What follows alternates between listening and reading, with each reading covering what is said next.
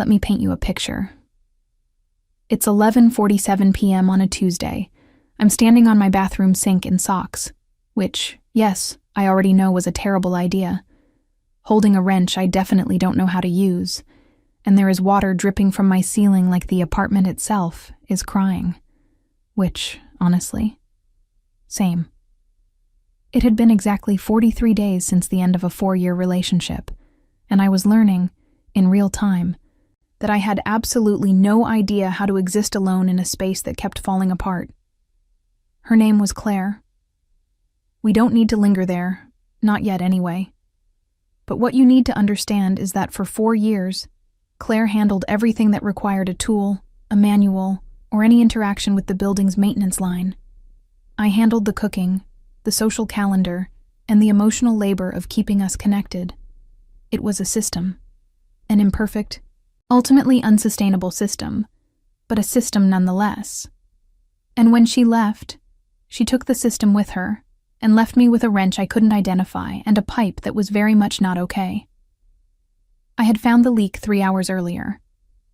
A small, dark stain blooming on the bathroom ceiling, modest and threatening, like a bad omen in watercolor. I did what any reasonable adult would do. I Googled it. Then I watched 4 YouTube tutorials. Then I went to the hardware store and spent $40 on things the man at the counter assured me I needed, but whose names I've already forgotten. Then I climbed onto the sink. I want to be very clear that at no point during this process did I feel confident. I felt the opposite of confident. I felt like a fraud wearing a tool belt. The wrench slipped. I grabbed the pipe. The pipe disagreed with that decision. What had been a modest drip became, very suddenly, a deeply committed waterfall. I said words I won't repeat here. I grabbed every towel I owned, including the decorative ones Claire always said were not for actual use, which felt like a small petty victory, and threw them on the floor. Then I sat on the edge of the bathtub and had a very quiet breakdown, not the dramatic kind. The kind where you just breathe too carefully and stare at the grout and think, how did I get here? I was mid-stare when someone knocked on my door. Not a polite knock. I have complaints and I'm not afraid to voice them knock.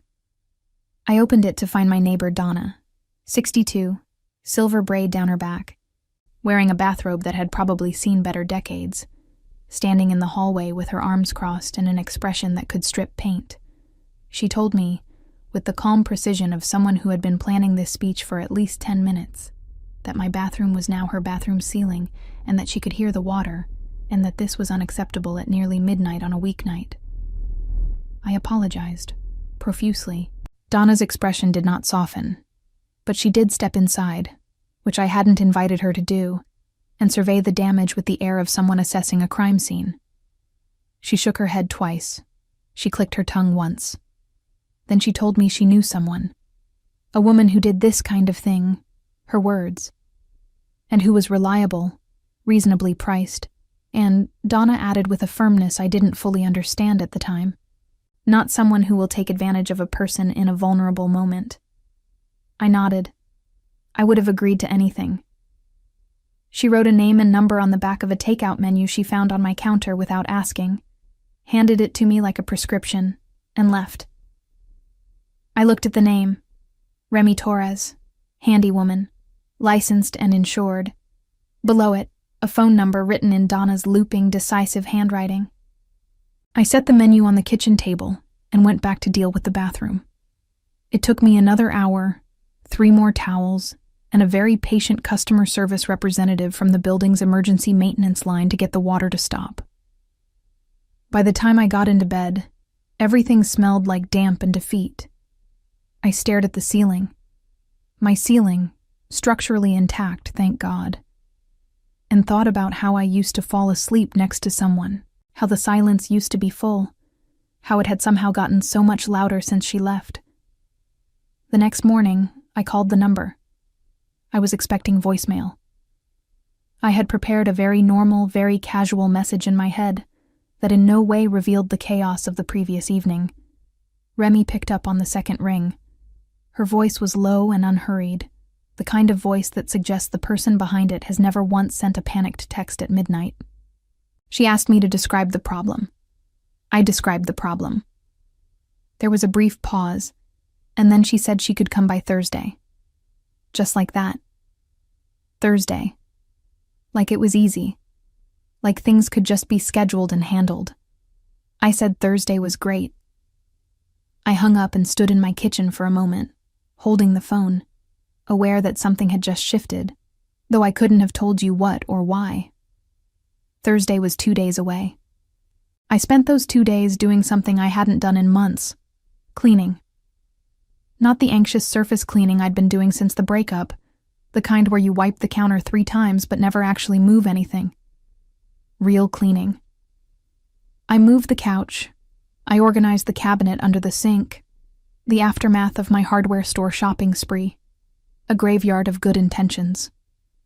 I put the decorative towels back on the rack. I told myself it was because someone was coming over professionally and it would be embarrassing to have a mess. I told myself that very convincingly. I almost believed it. Thursday arrived the way significant days sometimes do. Ordinary on the surface, carrying weight underneath. I had coffee. I checked the bathroom ceiling 3 times. I told myself to stop checking the bathroom ceiling. At exactly 9 a.m, the buzzer rang. I pressed the intercom button and said hello, and a voice came back. That same unhurried, grounded voice, saying, "It's Remy." 2 words. And something in my chest did a thing I wasn't prepared for. Not dramatic, not cinematic, just a small, quiet thing. Like a door somewhere deep inside me had opened just a crack, letting in light it hadn't seen in a very long time. I buzzed her in, stepped back from the door, and took a breath. My apartment was broken. I was a little broken too, and I had absolutely no idea that the woman coming up those stairs was about to fix a lot more than my pipes. If you made it this far, thank you. Seriously, drop a comment telling me, have you ever tried to fix something after a heartbreak and made it so much worse?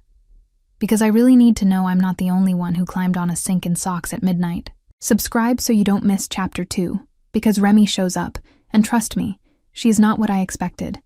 I had a very specific image in my head of what a handywoman would look like. I'm not proud of this.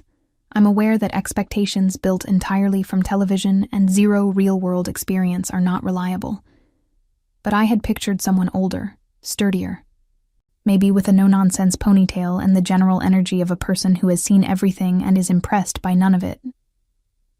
I had pictured someone who would walk in, assess the damage, sigh in a way that communicated mild professional disappointment, and get to work. I had not pictured Remy Torres. She was 29, I would find out later. She looked younger, and somehow also ageless. The kind of person whose face doesn't give you easy information. She was wearing a worn gray Henley, dark jeans with a paint stain on the left knee, and work boots that had clearly logged some serious hours. Her hair was dark and pulled back, not in the no-nonsense ponytail I'd imagined, but loosely, like she'd done it in 30 seconds without a mirror and it had cooperated anyway. She carried a red metal toolbox in one hand and a travel mug in the other, and she looked at me the way someone looks at a door they're about to walk through, calmly, directly, without ceremony. She said good morning. I said good morning back, and immediately stepped aside too fast and nearly knocked over the coat rack by the door. She didn't comment on that. She stepped inside, set the toolbox down with the careful precision of someone who respects their tools, and looked around the apartment with that same unhurried attention she seemed to apply to everything. Not nosy, not detached, just present. Like she was actually seeing the place rather than just scanning it. I don't know why that made me nervous. It did. I gave her the tour, which is a generous way to describe what I did. I walked her to the bathroom, pointed at the ceiling, and said, with the confidence of someone who understood absolutely nothing about what had happened, "So, the pipe did a thing." She looked at the ceiling. She looked at the pipe. She crouched down and looked at the cabinet under the sink, which I had organized 2 days ago and was now very glad about. She asked 3 questions, Precise, practical questions that I answered to the best of my limited ability. Then she nodded once, the way people nod when they already know what needs to happen and are just confirming their own assessment. She told me what the problem was. I understood about 40% of the words she used, but I nodded throughout with the expression of someone following along perfectly.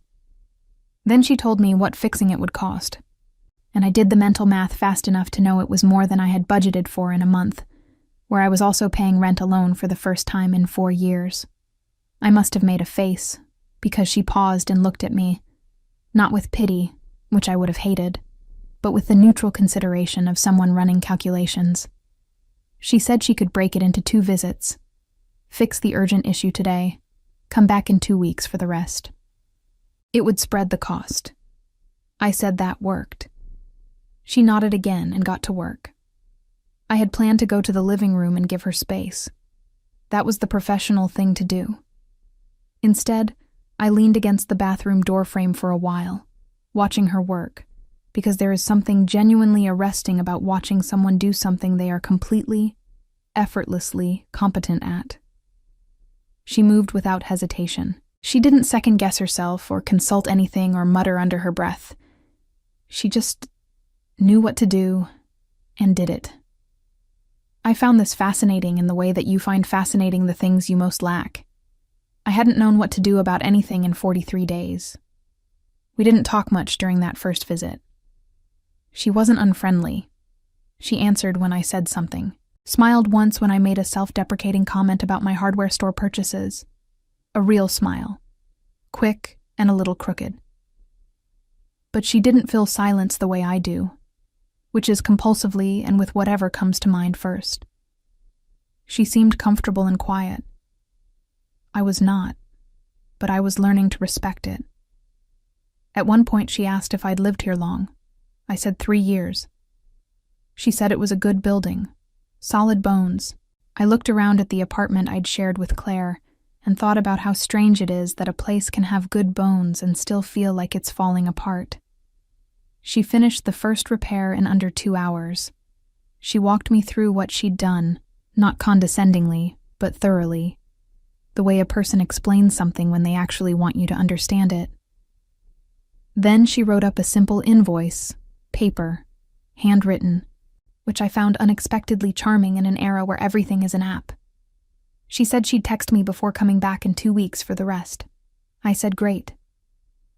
She picked up her toolbox and her long empty travel mug and headed for the door. I followed, because apparently that's what I do. I trail after people who seem to know where they're going. At the door she paused and looked back at the apartment one more time, the way she'd looked at it when she first arrived. Then she looked at me. Not for long. Just a moment. "You've got good instincts," she said. "The temporary fix you tried, it was the wrong tool, but the right idea." I blinked. I had not expected that. I had expected, if anything, gentle professional mockery. She gave me a small nod and left. I stood in my open doorway listening to her footsteps on the stairs and thinking about the last time someone had told me I had good instincts about anything. I closed the door.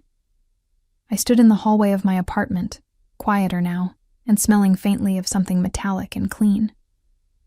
And I did a very deliberate internal accounting of what I was feeling. Gratitude. Relief. The specific comfort of having a problem handled competently. Those were the acceptable answers. I acknowledged those and moved on. I did not, I told myself very firmly, think about the crooked smile. I made coffee. I sat down. I lasted about 4 minutes before I thought about the crooked smile. The second visit was supposed to be the last one. That was the agreement. 2 visits, 2 payments, problem solved, life resumed. Remy came back on a Saturday morning, fixed the remaining bathroom issue in 90 minutes, and then walked through the rest of the apartment the way she had that first day, with that calm, assessing attention that I was already recognizing as distinctly hers. She stopped in the hallway. She looked at the electrical outlet by the bedroom door.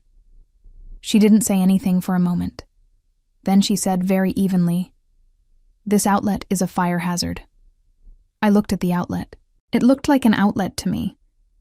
She looked at me with the patience of someone who understood that not everyone can see what she sees. Do you want me to add it to the list? There was apparently a list now. I said yes. The list grew. Not because Remy was inventing problems. I want to be clear about that, because I've since had people suggest it, Donna included.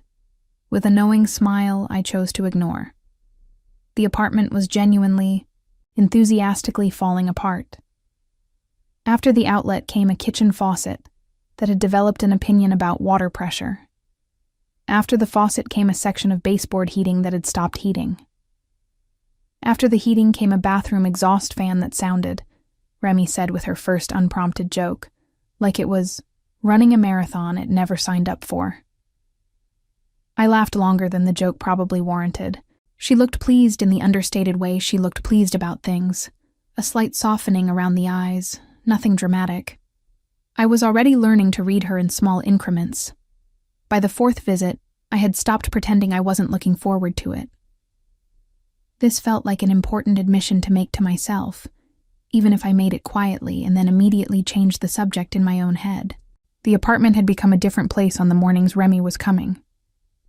I made better coffee. I opened the blinds. I put on something that wasn't the oversized sweatshirt I'd been living in since the breakup. Not for any reason. Just because it seemed like the appropriate thing to do when someone was coming over. These were not signs of anything, I told myself. These were signs of basic human functioning. I was simply relearning how to be a person. Remy was incidental. She was not incidental.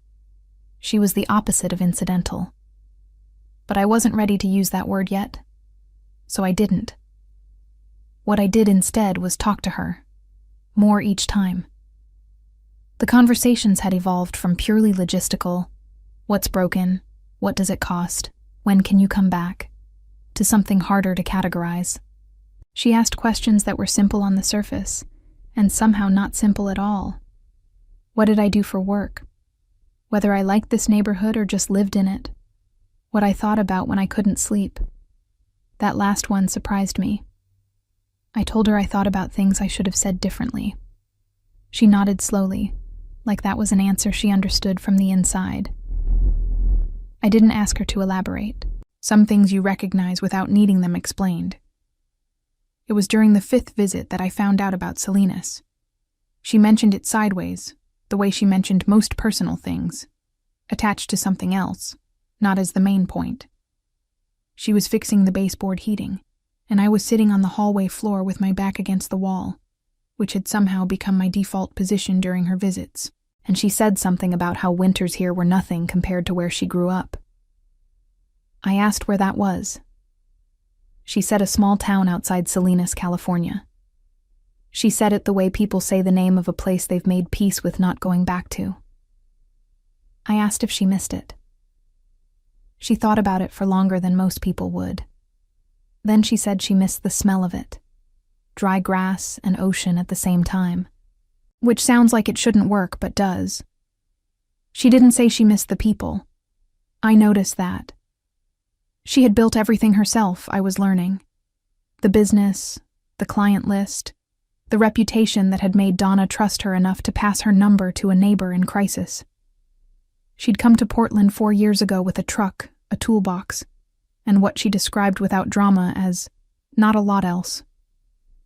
She didn't frame this as a hard luck story. She stated it the way she stated most things, as fact, neutral, already processed. I found myself thinking about the version of Remy who had arrived in a new city at 25 with almost nothing and had quietly, methodically built a life from scratch. I found myself thinking she was one of the most resilient people I had ever met. I found myself thinking a lot of things I kept filing under observations and not feelings. The moment that broke the filing system was minor, objectively. Unreportable, almost. We were in the kitchen. She was finishing up with the faucet, and I was attempting to be helpful by handing her tools when she asked for them, a role I was performing with great enthusiasm and moderate competence. She asked for the adjustable wrench. I handed her something. She looked at it. She looked at me. "That's a bottle opener," she said. I stared at it. I had picked it up from the counter with complete confidence. There was a pause, and then we both laughed. Real laughing. The kind that catches you off guard and doesn't stop immediately. Her laugh was lower than I expected. I handed her the actual wrench. Our fingers overlapped for less than a second. I became very interested in a spot on the kitchen wall. After she left that day, I called my friend Priya, who lives in Chicago and has the particular gift of being right about everything while making you feel like you arrived at the conclusion yourself. I told her I was just calling to catch up. Priya said, "Uh-huh." I talked about work for 3 minutes, and then somehow found myself describing Remy, the toolbox, the Selena's thing, the laugh, the wrench situation. There was a silence on Priya's end that was extremely loud. She said, "Sophie." I said, "Don't." She said, "I'm just saying her name." I said I had to go. I did not have to go.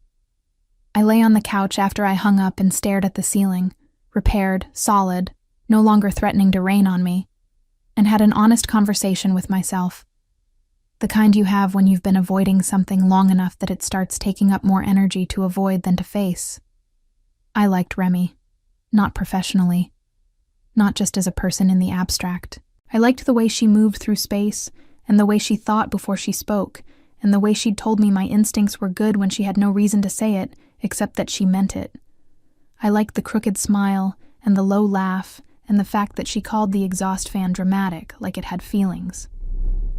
I liked her. That was the fact. The fact terrified me. It had been 58 days since Claire, and I was apparently doing this. I gave myself exactly one evening to sit with the terror. Then I made dinner, watched something forgettable on TV, and went to bed. The 6th visit was in 4 days. The kitchen light had started flickering, which Remy would need to look at. That was the relevant information. Everything else could wait. Everything else could wait indefinitely, in fact. In a very organized mental cabinet labeled "Not Now," right next to the drawer I still hadn't opened that was full of things Claire had left behind. The apartment was almost fixed. I was considerably less fixed. But 4 days from now, Remy would ring the buzzer, and something in my chest would do that thing again, and I would stand at the door and breathe and let her in. That much, at least, I knew how to do. Donna appeared on the 6th visit like she had been waiting behind her door with a plate of cookies and a strategy, which, I would later conclude, she had been. Remy had been in the apartment for maybe 20 minutes, working on the flickering kitchen light, when there was a knock. Not Donna's usual complaint knock, but a softer, neighborly knock, the kind that says I come in peace and also with baked goods. I opened the door. Donna stood there in a floral blouse, holding a plate of snickerdoodles covered in plastic wrap, wearing an expression of complete and unconvincing innocence. She said she'd made too many and thought I might want some. I looked at the cookies. I looked at her. I took the cookies. She stepped inside before I could decide whether to invite her. This was consistent with her character. She looked at the kitchen, where Remy was on a step stool examining the light fixture, and said, "Oh, Remy, I didn't know you'd be here," with the conviction of someone who absolutely knew. Remy glanced over her shoulder and smiled. Not the small professional smile I usually got, but something warmer and more familiar. They knew each other, I realized. Of course they did. Donna had recommended her. I had somehow not fully processed that this meant they had a pre-existing relationship, and that Donna therefore had a source of information about my life that operated independently of me. I found this mildly alarming. The 3 of us existed in the kitchen together for the next 40 minutes in a dynamic I can only describe as being observed by someone who wasn't pretending hard enough not to be observing. Donna sat at the kitchen table with her coffee. She had also brought her own coffee, which told me everything about how spontaneous this visit was, and talked. She was good at talking. She asked Remy about a job she'd done in the Pearl District, whether the clients had been difficult. She asked me about work, about whether I'd been sleeping, about whether I'd called my mother recently. She did this lightly, conversationally, the way you maintain the appearance of randomness when you're actually collecting data. I've since decided Donna missed her calling as an intelligence analyst. At one point, Remy said something technical about the wiring in the fixture, and I asked a question that revealed I had been paying attention to things she'd explained on previous visits. It was a small thing.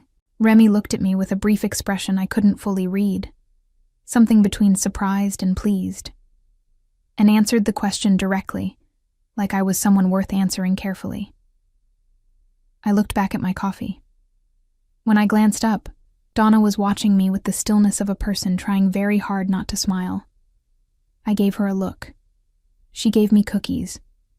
This was, I was learning, her primary diplomatic tool. After Remy finished and packed up and said goodbye to both of us, with the easy warmth of someone comfortable in their own skin. And after the door closed behind her, the kitchen went quiet. Donna sipped her coffee. I sipped mine. The silence had texture. It was the silence of someone waiting for you to say something so they don't have to. I was not going to give her the satisfaction. I lasted approximately 45 seconds. "Don't," I said. Donna looked at me with her eyebrows raised, the picture of innocence. "I didn't say anything," she said. "You were about to," I said. She set down her mug. She folded her hands on the table. This was, I was learning, her version of clearing her throat before a prepared statement. She didn't say what I expected her to say.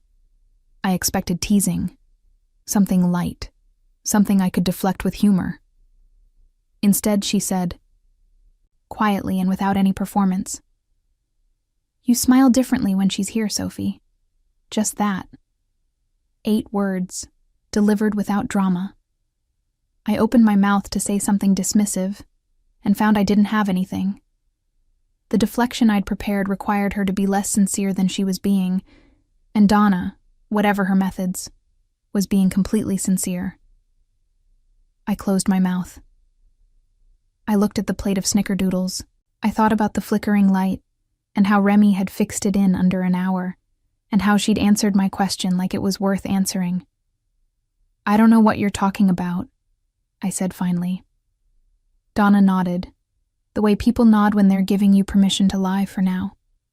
She left shortly after, with the empty plate and the satisfied air of someone who had accomplished exactly what they came to do. I stood in my kitchen, brighter now, the light steady and cooperative, and did not think about what she'd said. I did this for about 6 minutes, which was how long it took me to do the dishes, and then I stopped not thinking about it and thought about it directly. Did I smile differently? I ran a quick internal survey. The evidence was inconclusive. Or rather, the evidence was conclusive, and I didn't like what it concluded, which is a different thing entirely. I texted Priya. I said, Donna noticed. Priya responded in 4 seconds with, "Of course she did." Then, "Sophie." Then, "Sophie." I put the phone face down on the counter. Then I picked it back up because I'm not strong. Priya had added, "Just so we're clear, a 62-year-old woman with cookies figured out what you've been pretending not to know for 3 weeks. I typed back, "She's very perceptive." Priya sent back a string of emojis that I will not reproduce here, but that communicated her feelings with impressive efficiency. I turned the phone back over. The kitchen light stayed on, steady and warm. I stood under it for a moment. It was a good light. Remy had fixed it well. That night, I sat with the thing I'd been avoiding with the focused energy of someone who had run out of places to put it. I was not, I told myself, going to act on anything. I was 58 days, 61 now, out of a 4-year relationship. I was not in a state to trust my own instincts about another person. I was lonely and recently heartbroken, and Remy was competent and kind, and showed up reliably, which were, I was aware, not sufficient reasons to feel the way I was feeling. These were all reasonable thoughts. I had them in a very orderly sequence. And then I thought about the way Remy had answered my question, like I was worth answering carefully. And the order collapsed a little at the edges, the way it does when a reasonable thought meets an unreasonable feeling, and neither one is willing to leave.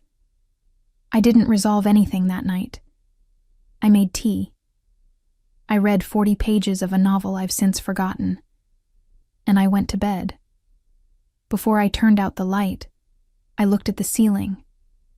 My solid, repaired, non-dripping ceiling, and thought about the fact that before Remy, every broken thing in this apartment had made me feel more alone. And now each fixed thing felt like something else. Something I didn't have a clean word for yet. Not hope, exactly. Or maybe hope, exactly. I turned out the light. Down the hall, I could hear the faint sound of Donna's television through the wall. Some late-night program, a laugh track rising and falling. I thought, she brought snickerdoodles. She planned the whole thing. And I ate every single one of them. Claire's text arrived on a Wednesday morning at 8:14 a.m., which felt deliberate. Claire was a deliberate person. She did not send messages at 8:14 a.m. by accident. She sent them at 8:14 a.m. because it was after breakfast and before the workday fully began, and it was, therefore, a reasonable hour at which to detonate something. I was on my second cup of coffee, standing at the kitchen window watching a guy across the street argue with a parking meter, when my phone lit up on the counter. I saw her name. I put the cup down. I read the message. I read it again. I turned the phone face down, picked it back up, and read it a third time, which did not make it say anything different. It said, "I've been thinking about us a lot lately. I think I made a mistake. Would you be willing to talk?" 30 words. I counted them. Then I counted them again, which is something I do when I'm stalling. 30 words after 4 years and 68 days of silence, delivered at 8:14 a.m. on a Wednesday, like a bill arriving in the mail. Unexpected, unwelcome, and impossible to just throw away without opening. I set the phone on the counter with the deliberateness of someone handling something fragile. Then I went and stood in the living room for a while, which is where I go when I don't know what to do with my body. The thing about Claire is that for a long time, she was the answer to most questions I had about my life. Where are we going for the holidays? Claire knew. What do we do about the lease? Claire had a plan. What happens if this gets hard? Claire had thoughts on that too. Organized thoughts, presented with confidence, which I had confused for some time with certainty. What I had learned at the end was that confident and certain are not the same thing. Claire had been very confident that she needed something different. She had not been certain enough about it to say so before 4 years had passed. That distinction had cost us both something. I had spent 68 days figuring out what it had cost me specifically. I did not respond, not immediately. I put on shoes, which I sometimes do when I need to think, and walked around the block twice in the October cold with my hands in my pockets, having a conversation in my head with myself that was not particularly flattering to either side of my internal argument. One part of me, the part that still had a drawer of Claire's things, and remembered exactly how it felt to have the silence be full, wanted to type back yes. Let's talk before I'd finished the second lap. The other part, quieter and more recently arrived, asked me what I was actually hoping that conversation would give me. I didn't have a clean answer. I came back inside. I did not respond. Remy was coming that afternoon. 7th visit.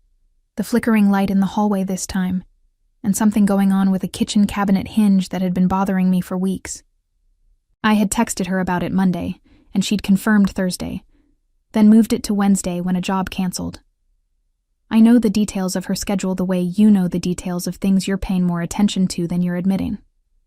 She arrived at 2 o'clock with the red toolbox and a different travel mug, this one dark green and dented in a way that suggested history.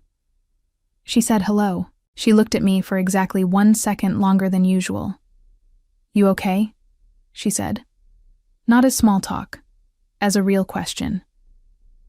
I said I was fine. She nodded, not entirely convinced, and got to work. I sat on the hallway floor in my usual spot with my back against the wall and watched her work on the light fixture and tried very hard to be a normal person having a normal afternoon. I was not entirely successful. I was quieter than usual, which Remy noticed without commenting on it, and I kept picking up my phone and putting it back down without looking at it, which she also noticed. At some point she asked, without looking away from what she was doing, whether I wanted to talk about it. The casualness of the offer was what got me. Not "are you okay" again, not "what's wrong," just a door left open, no pressure attached. I looked at the ceiling. I said my ex had texted. I said she wanted to talk. I said I didn't know what to do with that. Remy was quiet for a moment. The hallway was quiet.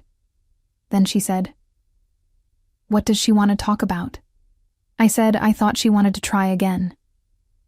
Another silence. Not uncomfortable. Remy's silences never were. Then she said, "What do you want?" And there it was. 4 words, simple and direct. The question I'd been circling all morning without landing on. I opened my mouth and closed it. I looked at my hands. I thought about Claire at 8:14 a.m. and the drawer of things and 4 years of a system that worked until it didn't. I thought about the parking meter guy and whether he ever won. I said honestly, "I don't know yet." Remy nodded. She didn't push. She went back to the fixture. That was, I realized, exactly the right response. She stayed longer than the job required. Not inappropriately.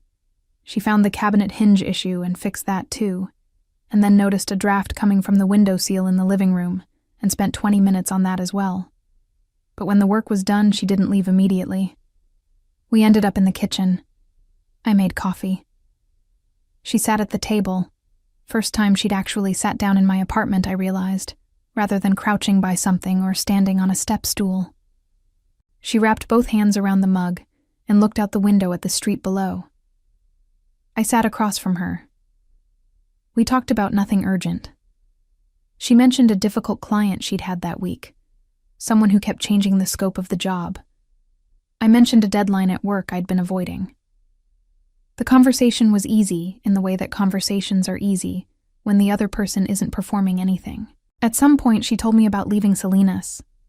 Not the surface version she'd mentioned before, the truck, the toolbox, the fresh start, but something closer to the center of it. She'd been in a relationship there, someone she'd thought was permanent. It hadn't been. She said she'd stayed too long after she already knew it wasn't right, because leaving felt like admitting something she wasn't ready to admit. She said it in her characteristic way, factual, already digested. But I heard the thing underneath it, the part that was still true even after being processed. I thought about 30 words at 8:14 a.m.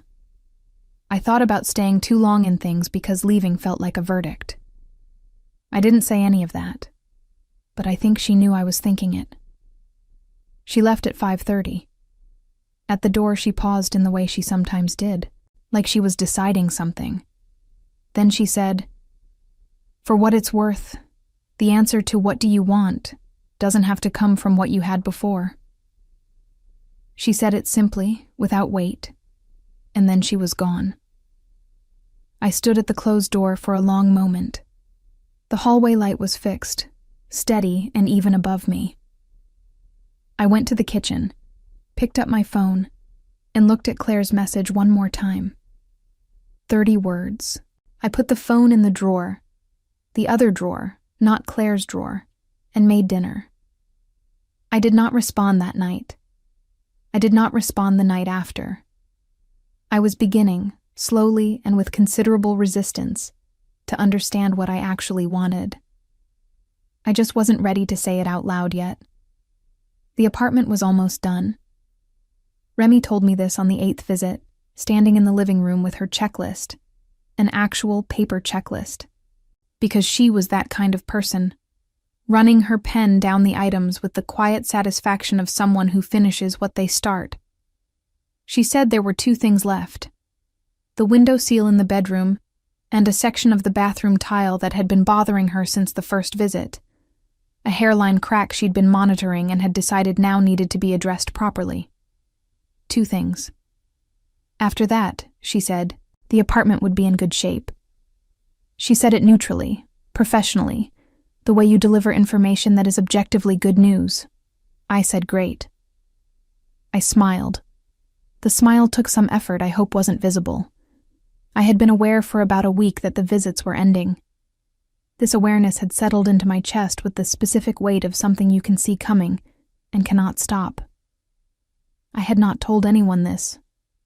Not Priya, not Donna, certainly not myself in any direct way. What I had done instead was become irrationally invested in the apartment finding new problems.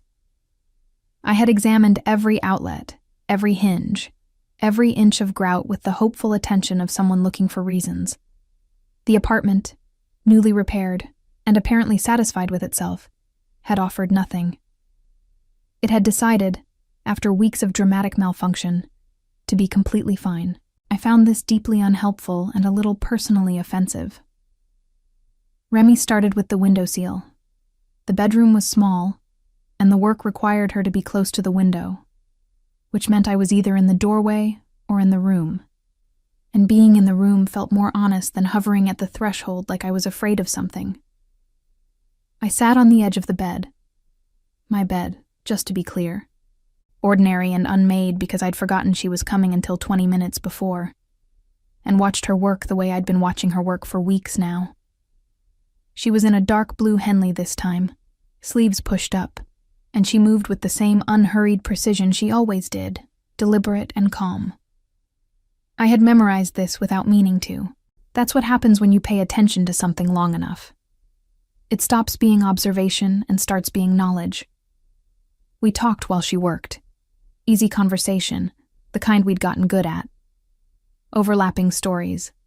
Unfinished thoughts that the other person somehow finished anyway. She told me about a job she'd seen in a Victorian house in northwest Portland. Original hardwood floors and plaster walls. The kind of place that required patience she clearly had. I told her about a project at work that had finally come together after 3 weeks of being convinced it wouldn't. She asked what the project was. I explained it. She asked a follow-up question that proved she had actually listened to the explanation. I looked at her for a moment too long. She was looking at the windowsill. I looked at the wall. The tile work was in the bathroom. This is relevant because my bathroom is not large. This is a fact I had never particularly considered before, because it had never before been occupied by both me and Remy Torres at the same time while I was already in a state of heightened awareness of everything she did. She was working on the section near the floor, which required her to crouch, and I was leaning against the vanity because there was nowhere else to be.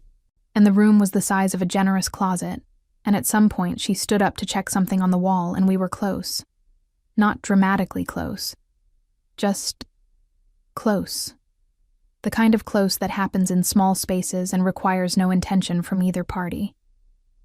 She was looking at the wall.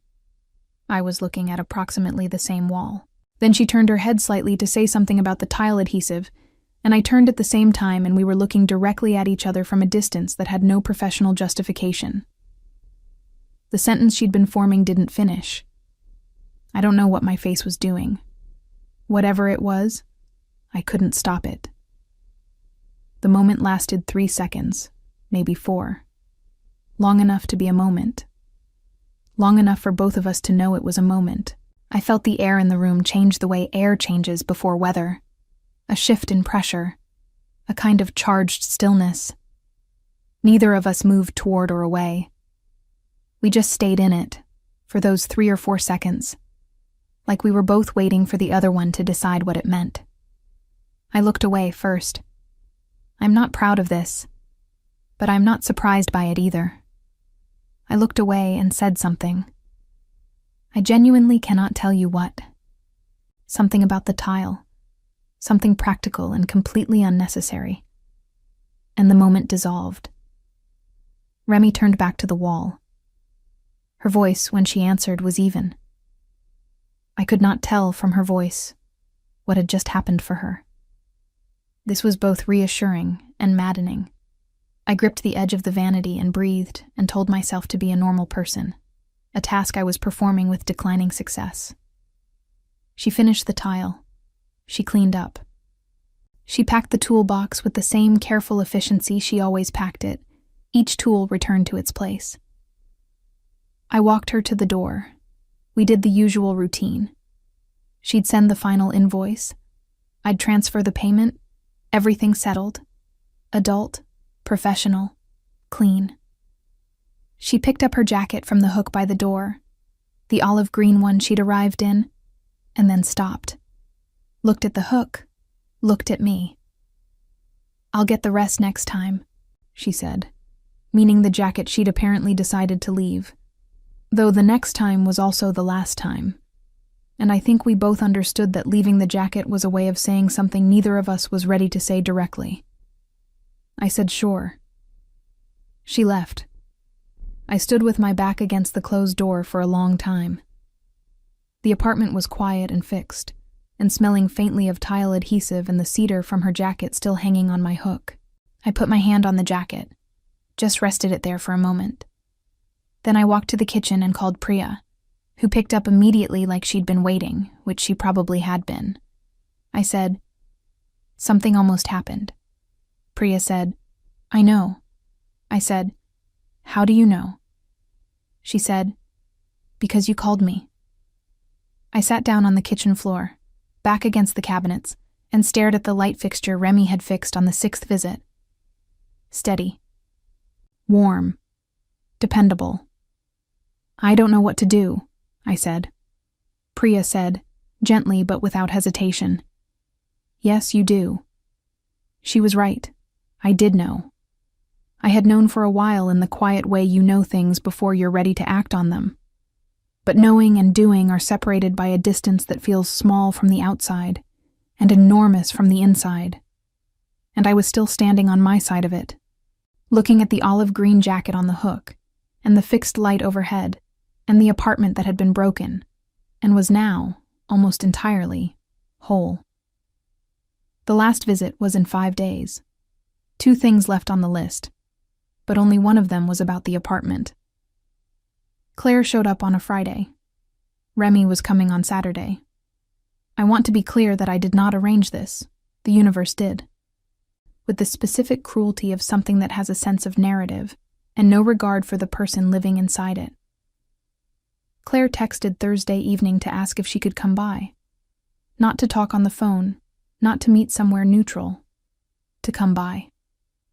To the apartment. Our apartment for 4 years, before it became just mine and started falling apart in ways that turned out to matter. I said yes. I don't entirely know why. Maybe because saying no felt like a door I wasn't ready to close permanently. Maybe because I needed to see her to understand what I was actually feeling. Maybe I was just tired of the 30 words sitting unanswered in my phone like a question I'd been ignoring on an exam. She looked the same. This was my first thought when I opened the door. She looks exactly the same. And somehow that was more disorienting than if she'd looked different. Same dark coat, same careful posture, same way of standing in a doorway like she was waiting for permission she expected to receive. I stepped back. She came in. She looked around the apartment with an expression I recognized. Not quite nostalgia, more like inventory, the way you look at a place you used to know the dimensions of. I watched her notice the things that were different. The furniture rearranged slightly. The new light in the hallway. The kitchen faucet that no longer had opinions about water pressure. She didn't comment on any of it. She sat down on the couch. I sat in the chair across from it.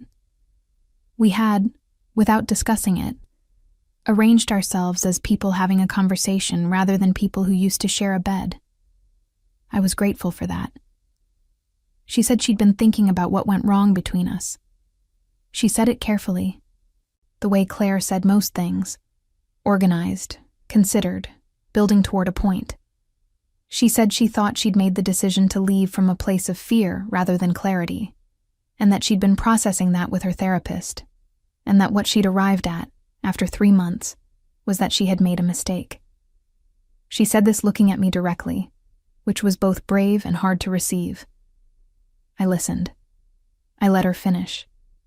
And I noticed, while she was talking, something I hadn't expected to notice. I was not undone by it.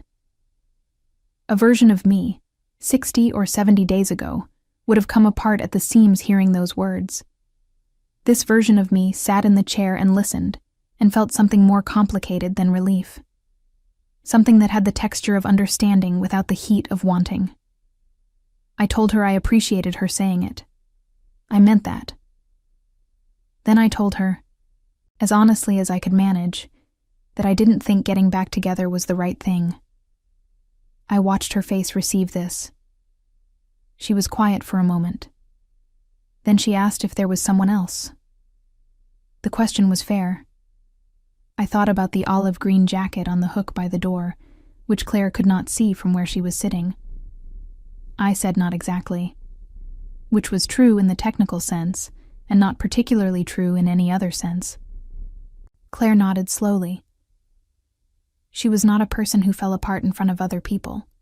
We had that in common. But I could see, in the careful way she was holding herself, that this was costing her something. That cost me something too. Caring about a person doesn't expire cleanly just because the relationship does. We talked for another hour. Not about getting back together. That door had closed, and we both knew it.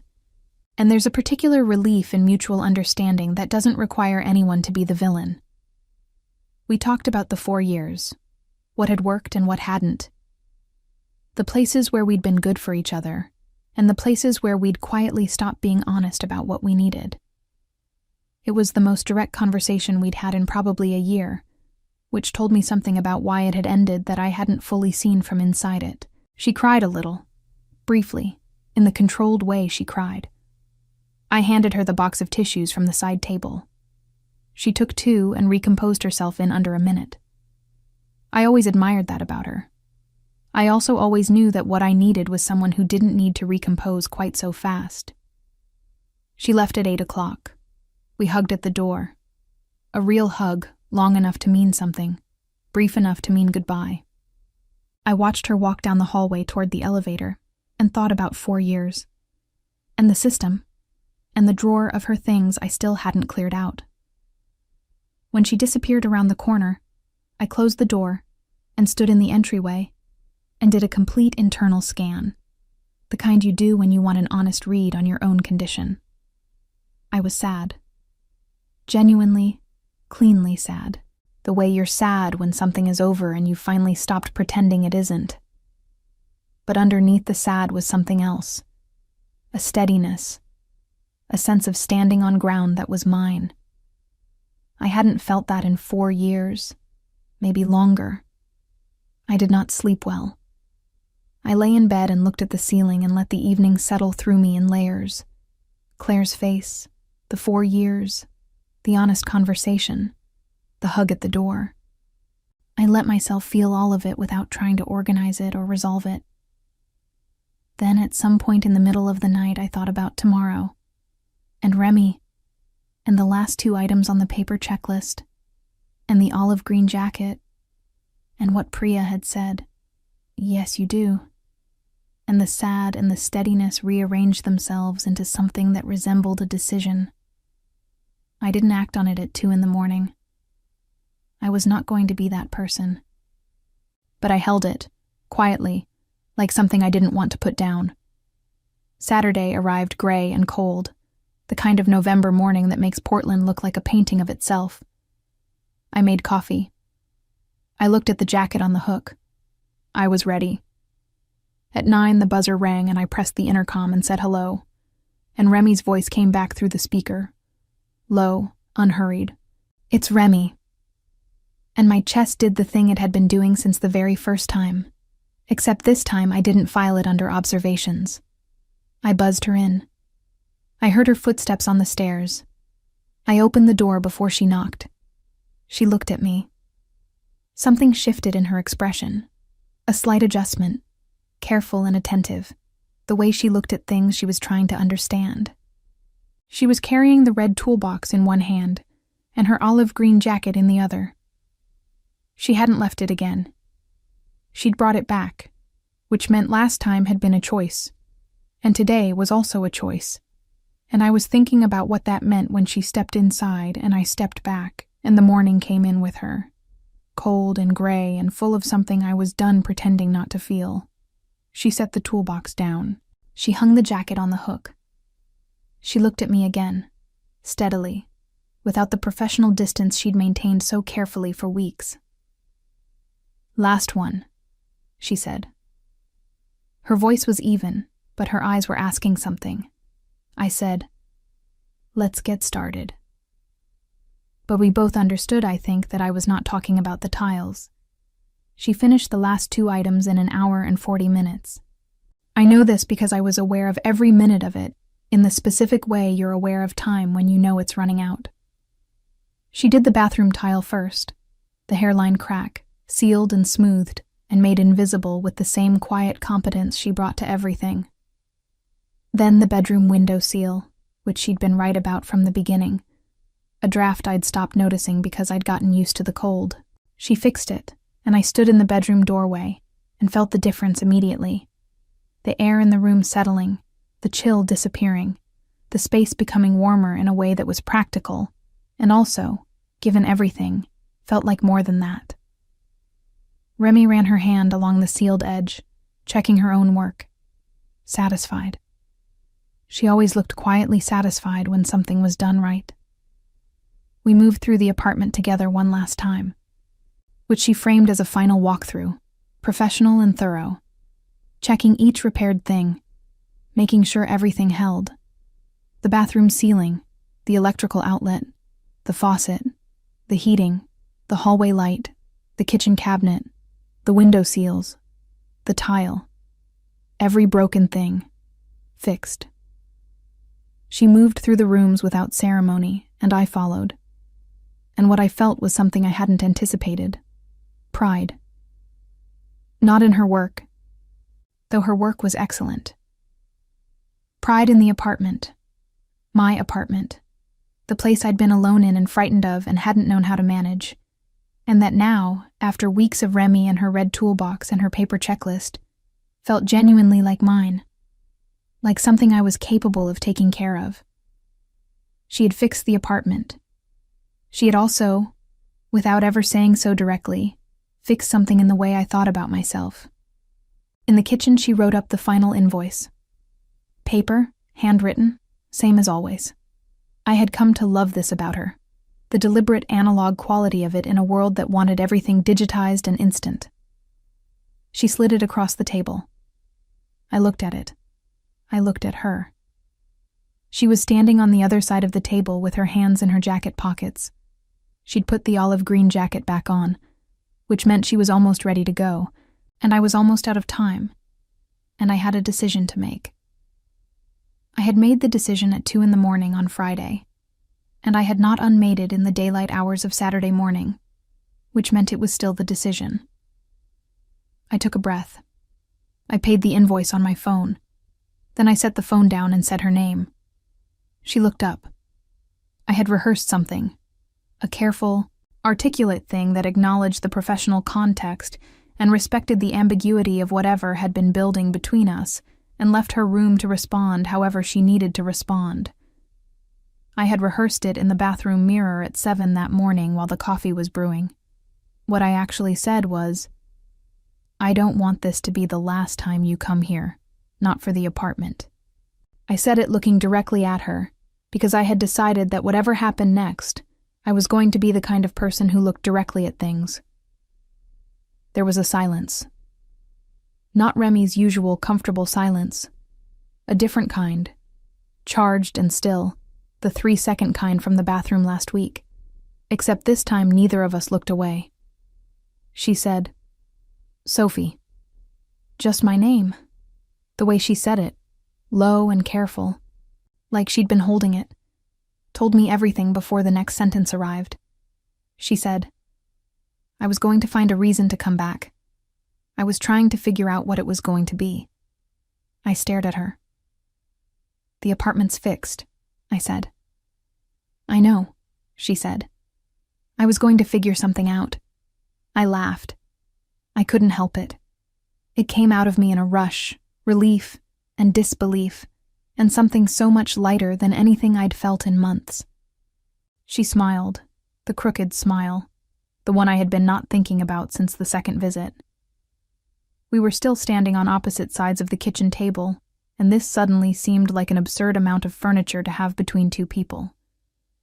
I walked around the table. She didn't move away. I stopped in front of her, close. The kind of close that requires a decision to be close. And looked at her, and she looked at me, and the apartment was quiet and fixed and full of November light coming through the sealed windows. I thought about 43 days of surviving alone, and Claire's 30 words, and Donna's snickerdoodles, and Priya saying yes you do, and the olive green jacket on the hook, and all the small moments I had been filing under observations instead of feelings. And then I stopped thinking, and I put my hand on her arm, light and asking, and she leaned in and I leaned in, and we met somewhere in the middle, the way you meet someone when both of you have decided at the same time. The kiss was quiet. That's the only word I have for it that feels accurate. Quiet and completely certain, and over too soon, and also somehow exactly the right length. When we stepped back, she kept her eyes closed for a moment, and I watched her face, open and unguarded in a way I hadn't seen before, and thought, there she is. The person underneath the competence and the patience and the low voice and the crooked smile. There she is. She opened her eyes. She looked at me the way she looked at things she wanted to understand thoroughly. I looked back. Neither of us said anything for a moment, because nothing needed to be said immediately, and we were both, I think, people who understood that. Then she said, the hallway light in the third-floor landing is flickering. I noticed it on the way up. I blinked. That's not my light, I said. No, she agreed. But I know the building super. I could probably mention it. She was looking at me with that expression, the one that was doing several things at once. I understood that she was not talking about the light. I was getting better at understanding what she wasn't saying directly. You should probably come back and check on it, I said. Make sure it's handled correctly. She nodded, serious, almost but not quite hiding the smile. Professional responsibility, she said. Absolutely, I said. She stayed for coffee, not a quick cup at the counter. She sat at the kitchen table, jacket off, back on the hook, and I made coffee properly, with the good beans I'd been saving for no specific occasion that turned out to be this one. We sat across from each other and talked for 2 hours. About everything and nothing urgent. Her plans to eventually take on an apprentice. My vague idea of learning one practical skill before I turned 33. What we both thought about Portland winters. Whether Donna had been orchestrating everything from the beginning. We decided she had. We agreed she deserved credit. Remy said she was going to bring her cookies next time she saw her. I said Donna would accept nothing less. When she finally left, the afternoon had gone gray and soft, and the apartment was warm in a way that had nothing to do with the heating. I stood at the window and watched the street below. Different parking meter, different argument, and took a full accounting of where I was. 68 days ago, I had been standing on a sink in socks, holding a wrench I didn't understand, coming apart in a bathroom that was coming apart around me. Now the bathroom was fixed, and the outlet, and the faucet, and the heating, and the light, and the window seals, and the tile. Every broken thing, addressed. And I was still here, not the version of me that had organized herself around another person's certainty, but a different version. One who had learned to call for help and sit on hallway floors and pay attention to things worth paying attention to. I was not fixed, exactly. Fixed implies you were wrong before. I was something better than fixed. I was mine. My phone buzzed on the counter. Remy. A text that said, "Next Saturday. I'll bring the good coffee." I read it twice. I smiled in the empty apartment, to no one but myself. the smile that Donna had apparently noticed 3 weeks before I did. I typed back, "I'll make sure something's broken." 3 dots appeared immediately.